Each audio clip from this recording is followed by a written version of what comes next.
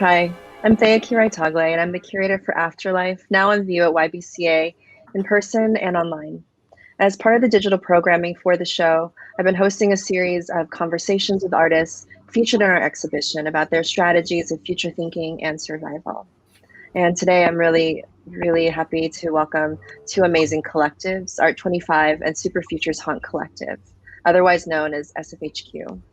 And their brand new installation that they created for Afterlife, called Super Furs for the Super Futures, explores the state's attempts to tame and control indigenous folks, peoples, lands, nature, and the radical resistance of beavers. Meanwhile, Art 25, Art in the 25th Century, is a collaboration between multidisciplinary artists Lisa Jarrett and Lahua M. Taitano. Future Ancestors, which is Art 25's collaboration with Jocelyn Kapumialani Ang, is what they call an archive of queer familial intimacy that profoundly documents connections between Black and Oceanic people across time and across distance. So I wanted to welcome the other artists. Thank you. Thank you for coming in. Happy New Year. It's good to see you all as little squares on the side of the screen at least. And I was hoping that today, actually, we could focus our conversation on the topic of collectivity as a practice that's literally life-sustaining for different communities of color, Indigenous communities, Black communities. And I've learned in terms of collectivity and connectivity so much about doing work differently together and being in relationship differently, honestly, by knowing and developing relationships with both R25 and SFHQ. And I'd actually really love for others who are watching this to learn more from you about how your collaborations together are forms of radical care work or as world-making projects that assert Indigenous, Black, Pacific Islander, and Asian American sovereignty, liveliness, presence, resilience, resistance, whatever other terms, right? Makes sense for you all to talk about. Thank you, Thea. Thank you so much for the introduction. And it's really wonderful to be here, not only with my collaborators, but with Super Futures Haunt Qollective. It's really interesting, I think, to think about what it means to collaborate, not just in the here and now, but across time. I think even across our different identities as well, where this idea of working together makes more sense than working apart. And so that's something that I've been thinking a lot about in relationship to connectivity and collective world making. Art 25 and also Future Ancestors have been very much invested in creating the worlds that we want to see and to have our work and our ideas and our perspectives represented, but on our own terms. And yeah, that's really been sitting with me a lot in recent months, like what it means to establish your own terms and then sort of hold the line of how that can move through the world and sort of create a through line within our individual endeavors as artists where we have an opportunity to come together, not as sort of an exception, but as like the baseline way of beginning work. Something that I've been thinking about with the creation of Art 25 and Future Ancestors specifically is that we keep coming back to this idea that we're kept at each other's distance. And what are the world systems and boundaries, imaginary or otherwise, that keep us from our communities? And part of what Art 25 is doing is saying that we insist on the future of our collective art. And in order for there to be a future that we insist upon, we have to make possibilities for us to gather in the present. And so that's very much a goal of Art 25, is insisting that the work that we make isn't something extracurricular. It's part of our daily life. It's part of our cultural sensibilities. And so in order to make that happen, collectives have to happen. Collaborations within Indigenous and Black communities have to happen for us. So a lot of that is about just insisting what our work is going to be and who we're going to work with. In Hawaiian, we say, you know, we trust our na'au, our guts, not our hearts. It's, you know, we start from our piko, our belly buttons, and that's where life is in, and that's where life is received, and that's where we feel everything. And when Lehua and Lisa reached out far, I had only known of their work from Aikai, and I knew that was amazing work. And so when they reached out and I had these conversations with them, my gut felt right. And, you know, meeting them in person in Hawaii again, after some time, after talking, I was coming from a moment of grief. My grandmother was in hospice and had just passed away. And they were talking about future ancestors, thinking about divine timing. It felt really right. And there's just something really about, I think you meet your collaborators and you meet other artists that are willing to reach their hands out and to say yes. To answer Thea's question of why I said yes was, it just felt right. And it was like, yeah, this is what we're going to do. And this is going to be amazing. And I have no doubts. Like, there was never a second question. I think the questions were inside of me of like, what is my art going to look like coming from grief and mourning and needing and healing? And especially when we're talking about future ancestors, and my the matriarch of my family had just passed away. What does that mean for me to make art in this stage and my process? And I'm so grateful for Lisa and Lehua and the project that came to be with Future Ancestors, because it provided healing. The yes was so loud and so gracious. And, you know, I think the only hope is that, you know, people receive it in ways that we felt in making it. I would just say that we knew each other, Sam and Rhea and I, at University of California, San Diego, when I was a grad student and Sam was an undergrad. And Rhea was around. And her partner was my dissertation chair, and we got to spend time together. And then after, you know, those times ended, Sam came and got us together. He decided he wanted to spend more time with us. And ghosts had been something that we talked a lot about when I was in grad school, partly because Avery Gordon's book was really important to a lot of research. And then Ree and Eve Tuck wrote an article together. And yes, Ghostly Matters, thank you. And it was about haunting and about this character avatar that Christina Rhee had been working with when she was finishing up her master's of art at UC Irvine. She created Agent O. And Agent O is kind of the source of all of our inspiration in some ways.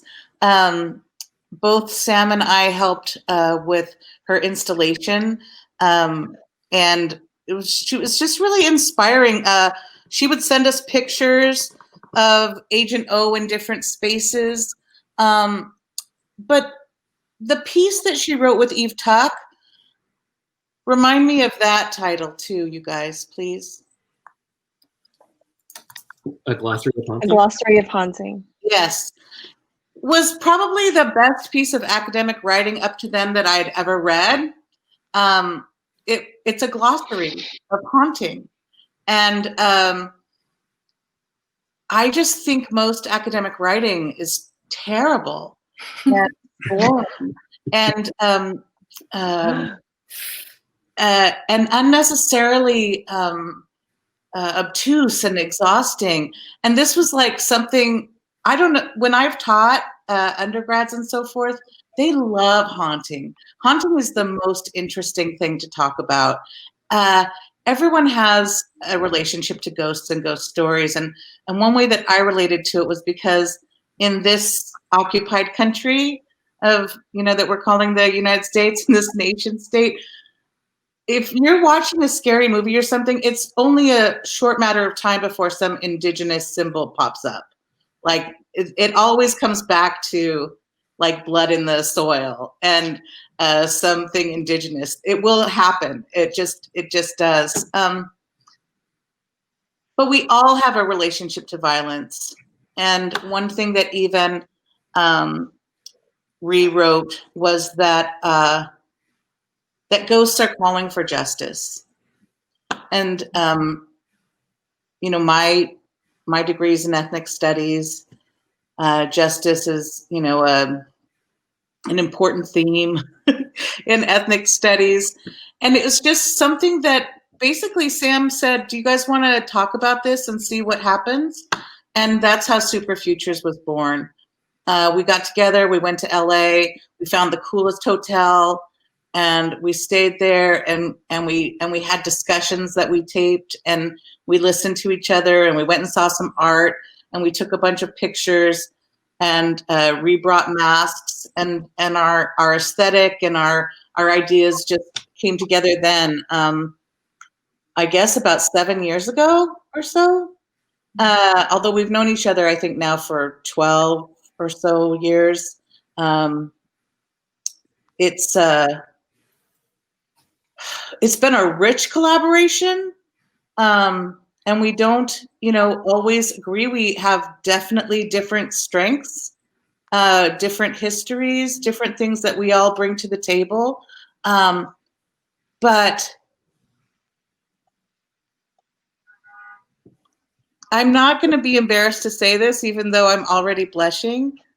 That has so much to do with sort of being in love with each other, and just wanting to be in relationship. That's all. I guess I'll just add, I mean, Angie always is able to tell our story so well, but I would add that I think like Art 52 and Future Ancestors, we're all spread out. So Angie's in Oregon, Sam Jung's in New York, I'm in San Diego, and we all have jobs. And so this collective has always supposed to be fun, you know? And I think that was sort of the origin from the beginning. It wasn't like out of ambition or, you know, we have to make our mark in the art world. It was really kind of, as Angie said, a way to be in relation with each other. And so that's been very important, I think. And also, I mean, we're able to do so much more together than we could have ever done by ourselves. And I think that, you know, is a really obvious strength of a collective that I think should be mentioned, along with the fact that, you know, in this art world, if you're not a white man, you sort of need to band together. So, but yeah, a lot of our time was spent in photo booths and eating Korean baked goods and, you know, looking up horoscopes. The request to begin the art collective was really a request to commit to each other. I think, you know, Ree has and continues to be such a artistic inspiration, and Angie got me through undergrad. And, you know, our collective really came out of a state of emergency and creativity. And, you know, I think it's important to affirm that, you know, we went to LA, went to the Line Hotel, you know, gallivanted around K-Town because we had the desire to be fancy and to make art and to live and thrive in ways that felt close to us in San Diego. But then our second trip where we created art was really in response to a passing in Angie's family. And so we made a choice, her family and I, to travel to Oregon to be together and care for her. And we made art and we floated in hot springs. We like did all these fun and cool things, ate amazing ceviche. And I think the art was so enriched by this deep and unrelentless care. And Angie's mom and stepdad had so graciously welcomed us into their home, and we created art with them. And so I think the commitment to each other is about honoring our desires and honoring our humanity and caring for each other and enabling our relations to embrace kin that really opens like the aperture of who we include into our work, because our work really is affirming all kinds of connections, and I think it's just made our process and our output so much better. I feel like as Indigenous people, I mean, I'm enrolled in the Klamath tribes. I was lucky enough to grow up in a family where, you know, we knew who we were, even though our tribe was terminated at the time I was growing up. And I feel like we always have that choice to choose our family and choose who we are in relationship with, right? Like, even though my stepdad's white, you know, he drove elders to the powwow. He made the fry bread. We made him do all the stuff. And, you know, now he lives on a reservation with his new girlfriend. Like, he's hella Indian. I just, you know, my mom passed a while back, but I just feel like there's just something, like, I don't know, I'm a single person. To me, it means a lot to have these relationships, and also to be so vulnerable with them, because it's like, here's my idea. Here's this thing I think could be cool. And you know, that's a moment where you're basically like lifting up your shirt and people can destroy you, you know, but instead they're like, oh yeah, that's kind of a good idea. What, you know, da da da da da. So I'm wondering if you all, you know, wouldn't mind sharing for the folks that are going to be watching this video about, you know, one story or maybe a couple of stories that you'd like for us to walk away from, right? The show having seen, right? What kinds of stories do you want to leave for your descendants as future ancestors or future ghosts? I think that one thing that I would like future descendants to know or to think about is that so much of being an Indigenous person, being a queer person in diaspora in this age is being tough. And I've spent a lot of time being really good at being just tough as fuck. But the thing that brings me closer to my fullest self in community with those who would trust me is being vulnerable and being soft. And I think radical tenderness, radical softness is the way to meet those people who you can do the strongest things with. What I found working with Lehua and Jocelyn in this way was a whole different way of existing and being in the world with two people that I love immensely. And Angie made this comment, like, we were just in love. I think Jocelyn and Lehua and I are in love. Like, we're very much in love. And in the ways that we mean that, which are, you know, it's not necessarily romantic love, but there are aspects of that come into things, certainly. So this idea of love and what you're willing to do for somebody when you love them, I think in a lot of ways foregrounds all of the ideas in the work, right? Like, we could boil it down to that word and it would hold, it's a word big enough to hold and contain sort of the spectrum of emotions of this project for us. So I'm very grateful for those two. And it's just like seeing them energizes me. And when I want to make sure that they know I'm not afraid to do that. And other folks are part of this work too. They're just not pictured in the work. And that's really important for us to hold. And we hold it. One thing that really struck us about the story of the parachuting beaver project in Idaho was how they kept testing the parachute on this one beaver before they did the big drop of 42 beavers. And this poor beaver, his name was Geronimo, which is no coincidence. And then when they finally did the big drop, he supposedly didn't survive. But we like to think of it as, what if he actually escaped? And where is he now? And what is he thinking? And what has happened now with his, his journey? And so I think there was something really captivating about fighting about this piece of history, but also thinking about what we don't know, and having respect for what we don't know. And there, I can't help but think there's also a connection between Geronimo and all these other stories that we're also researching about beavers that keep being nuisances. They keep coming up in places they are wanted, like Pendleton Army Base, or downtown river shores, chomping on telephone poles. So I think that one thing that we would hope is, when you see the beaver work, it does make you curious about that sort of the phenomena you see around you that you don't necessarily know the whole story for. So I wanted to, I know it's never enough time, but I did want to thank you all for being part of the conversation, for being here.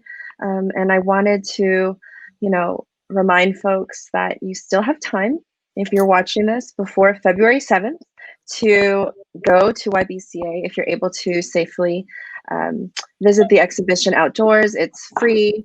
It is publicly accessible at the exterior of the YBCA buildings. And in perpetuity, you can access Afterlife We Survive on the YBCA website, where there is a full 3D walkthrough and online exclusive conversations, as well as online only video works and artworks.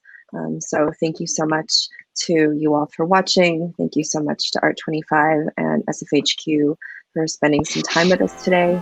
And yeah, thank you.